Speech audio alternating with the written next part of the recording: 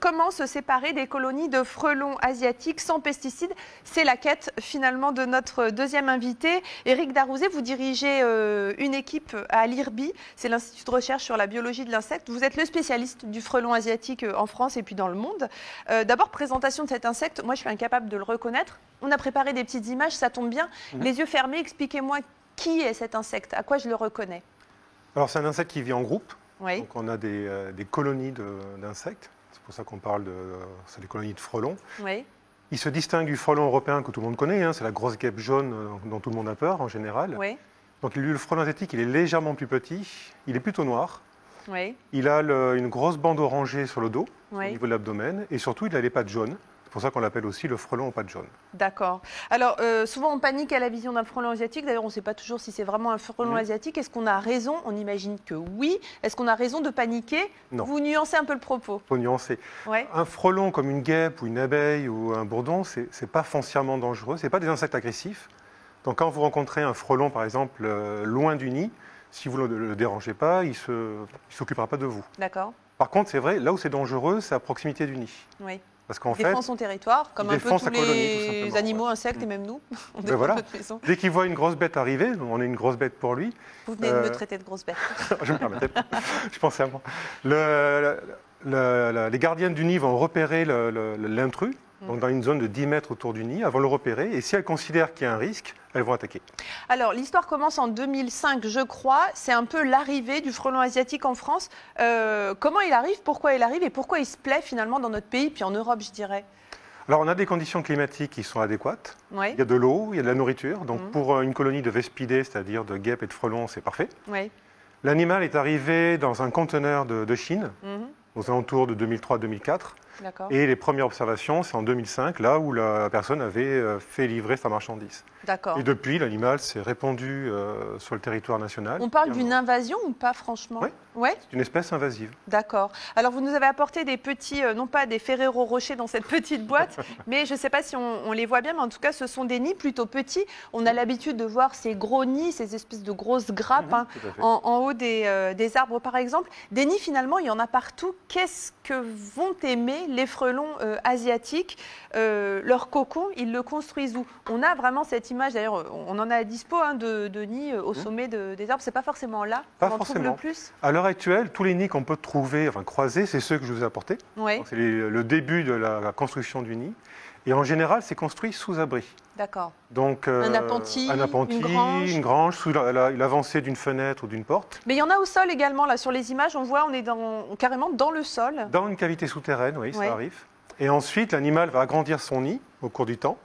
Et aux alentours du mois de juillet à peu près, si l'endroit où il a construit, ça ne leur convient plus, parce qu'il n'y a pas assez de place, ou il n'y a pas assez de ressources de nourriture ou d'eau à proximité, ils vont déménager.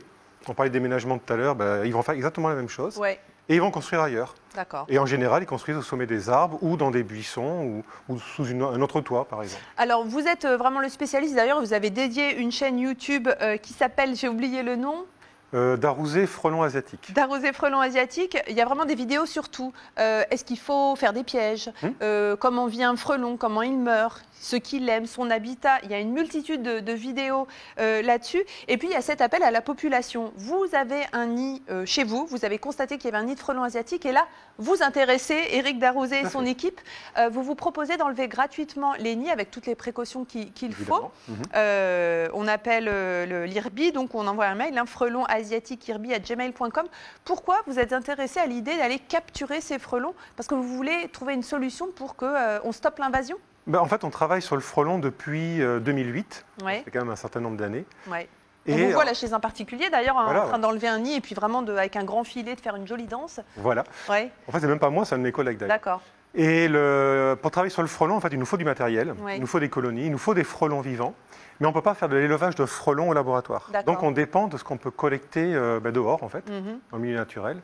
Donc chaque fois que quelqu'un trouve un nid, alors à l'heure actuelle des nids de fondation, ou des nids d'autres espèces aussi, de guêpes ou de frelons, ça nous intéresse aussi, jusqu'au sommet des arbres, eh bien ils peuvent nous contacter. Donc appeler soit au téléphone à l'IRBI, le mieux c'est d'envoyer un email.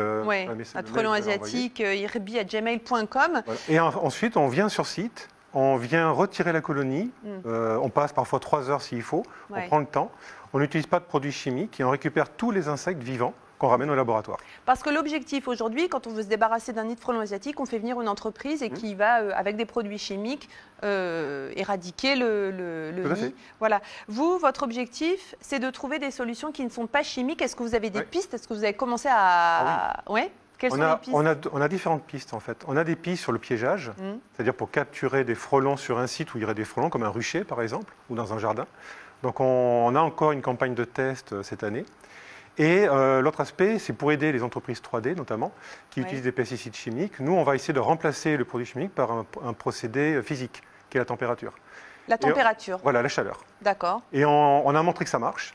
Et là, on commence... combien il faut chauffer? C'est-à-dire quoi? Non, c'est pas vous, c'est le professionnel qui le fera. D'accord. Lancer de la vapeur. De la chaleur, de la vapeur dans un nid, à une certaine pression, un certain débit, une certaine température. Oui. Et c'est ce qu'on va finaliser comme étude sur les 2 prochaines années, pour que les professionnels aient un dispositif opérationnel.